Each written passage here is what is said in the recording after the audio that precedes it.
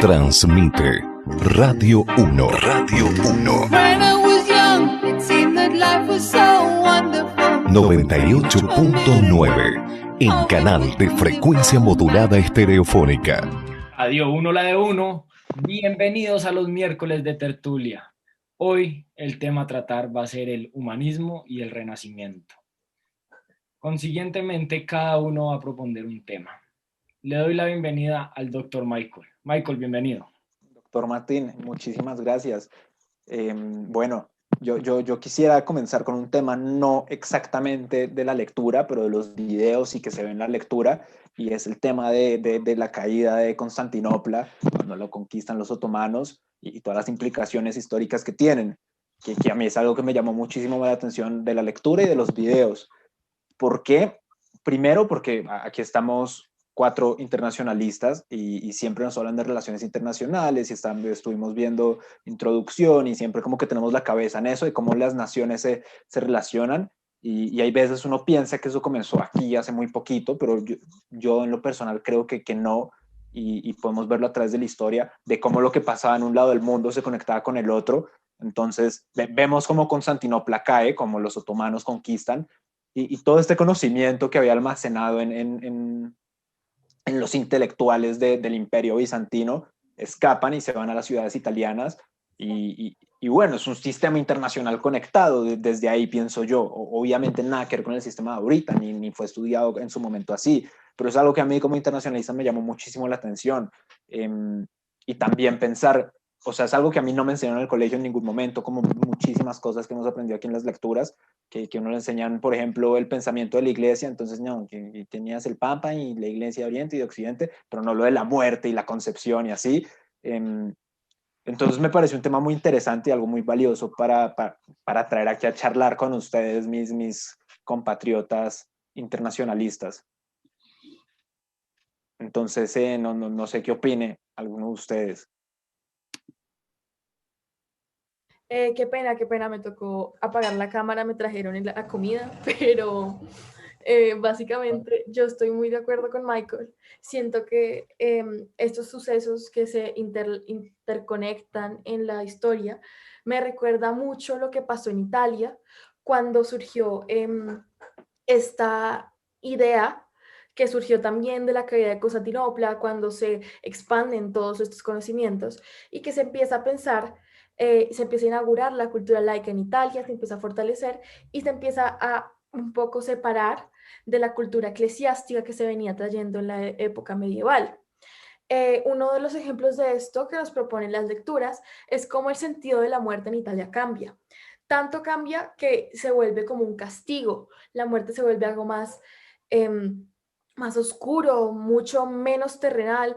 La gente no está trabajando por llegar al cielo y recibir todas las gracias, sino que se empieza a ver la muerte de una manera un poco más morbosa, por decirlo incluso. Y la gente, debido a esto, se empieza tanto a separar de la cultura eclesiástica. ¿Tú qué piensas, Alan? Estoy completamente de acuerdo, Aleja. La verdad, en el momento en el cual se empieza a romper como ese cristianismo que se estaba viviendo en esa época, se ve que la muerte pasa por muchas etapas. Pasa de ser algo como que simplemente iba a suceder y que empieza a ser un castigo, algo malo para el mundo, pasa algo que simplemente va a suceder y se toma como, bueno, va a llegar en algún punto y tenemos que concentrarnos en básicamente en disfrutar nuestra vida porque vamos a morir. Pero en toda esta transición llega a haber muchas etapas donde la muerte se considera oscura, se considera un castigo, que es impredecible. Bueno, se habla mucho sobre el respecto, pero llega un momento donde realmente la muerte ya deja de ser lo más importante y empezamos a tener un momento donde simplemente va a llegar, hay que aceptarlo y tenemos que vivir y disfrutar nuestra vida. Hablando de eso y ahora que estamos conectando la muerte, me gustaría resaltar la conversación cómo la muerte era en ese momento. O sea, considero que hay una palabra muy importante que es el tema de lo macabro, que lo vimos repetitivamente, porque era muy difícil para ellos, siendo paganos, los laicos, hablando de laicos que ahorita estábamos hablando, vivir en una cultura donde todas las instituciones y todos los estados casi que estaban regidas de la mano con la iglesia. Entonces, el no seguir a Dios era algo macabro, porque Dios te daba la salvación y era el hacer pecados o pecar ante Él, te iba a traer una consecuencia, que era la muerte, y era una muerte macabra, no una muerte divina, como más adelante lo vamos a hablar. Sí, total. Ahora que hablas de lo más adelante, podríamos decir también en cómo el mito de la gloria incluye en esto, porque esta concepción de la muerte que tiene la gente evoluciona. Y también me parece muy curioso, me parece muy curioso en otras lecturas, que laico no necesariamente significa no cristiano. Muchas de las personas que estaban en estas culturas se consideraban cristianas, incluso los príncipes, la nobleza, pero era más que todo ese pensar individualista que empieza a surgir cuando se empieza a observar la muerte como algo más glorioso, como que si uno llega al cielo para seguir una vivencia terrenal, más que morirse y dejar de vivir. Eso es un tema que también quería mencionar, que dice la lectura, que uno piensa en esos conceptos como si los estuviera aplicando hoy en día, y la concepción de laico de hoy en día y la concepción de laico allá es totalmente diferente. O sea, yo sé que yo como judío sé durante el Renacimiento que habían guetos de judíos que los hacían ponerse gorritos para identificarlos, y eso, o sea, es clásico de un antisemitismo cristiano. Y cuando me dicen a mí laico, pienso, no, no es laico, es menos ortodoxo cristiano, pero es concepción completamente diferente a lo que concebimos hoy en día como un laico de verdad, de verdad. Sí, total. Sí, y la muerte también es imparcial en el punto, ¿no? Y es donde, por lo cual la iglesia nunca pelea con la gloria, es porque supuestamente es cuando morimos vamos a ir al cielo, que representa en algún punto la gloria. Entonces como que llegamos a un punto donde la gloria es buena, entonces nunca se van a confrontar con la iglesia como en un momento la muerte sí, eso como castigo, como algo malo. Y sabes, Alan, ¿dónde creo yo que empieza ese sentimiento? Cuando ellos empiezan a idealizar la muerte y la empiezan a ver como algo más que la muerte. Cuando empiezan a ver que ellos al morir, siguiendo de la mano de Dios, siguiendo a la iglesia, van a tener ciertos goces paradisiacos, empezando, por ejemplo, con la llegada del bienaventurado al cielo. Total, estoy súper de acuerdo con lo que dice Martín. Y saben que me pareció muy curioso también cómo esto se relaciona con el desarrollo de la cultura dentro de pues dentro de estas sociedades, que realmente la muerte, el sentido de la muerte, el cambio primero que hablaba Alan, lo que causó fue que empezaran las obras como las danzas de la muerte, que llegaran más esqueletos, que fuera todo un poco más oscuro, y con la venida de la gloria se empezaron a usar más colores, eran cosas más doradas, inclusive partes que llevaban símbolos eclesiásticos que tenían a la Virgen, santos, a dioses, Esto se empezaba a ver en todo lado. en Los todas símbolos empezaban a partes. ver en todo Sí, lado. pero aunque se empezaban a ver los símbolos, aún seguía siendo el ser humano el centro de atención de las obras, que era donde se observaba el individualismo humanista, que pues vamos a hablar más continuamente.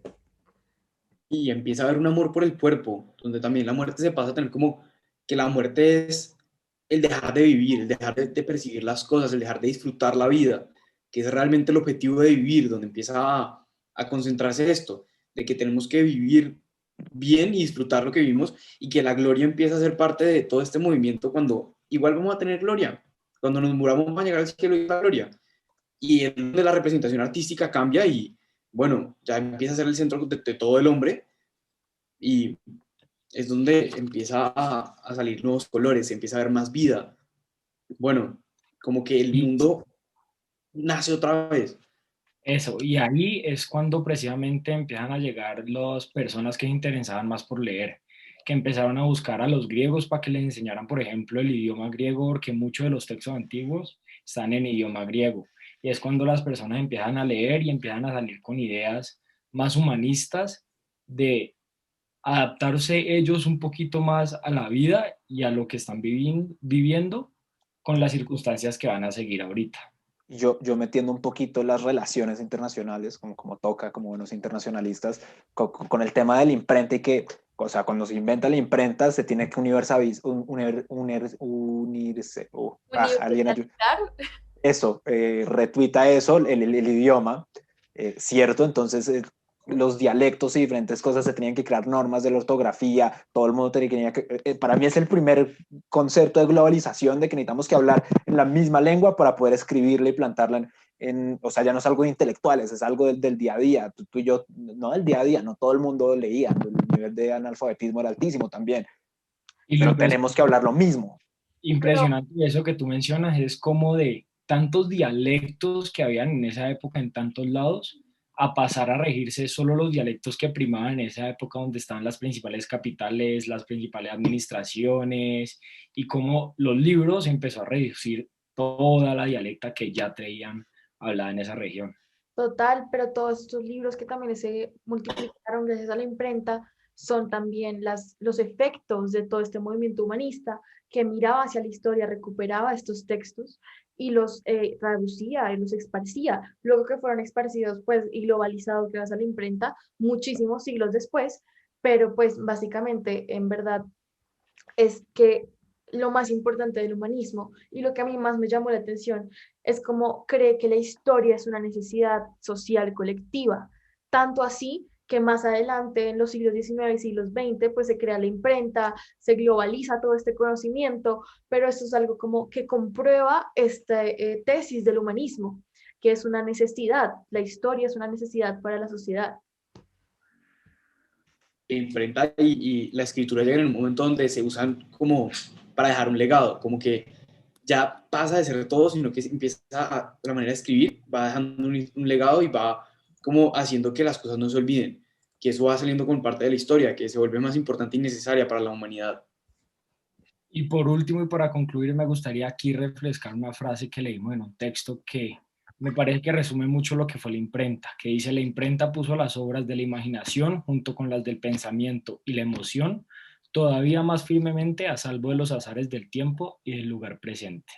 Y con eso hemos terminado nuestra tertulia de hoy miércoles. Muchas gracias, espero que les haya gustado mucho. Nos volvemos a ver el próximo miércoles. Radio 1, Radio 1.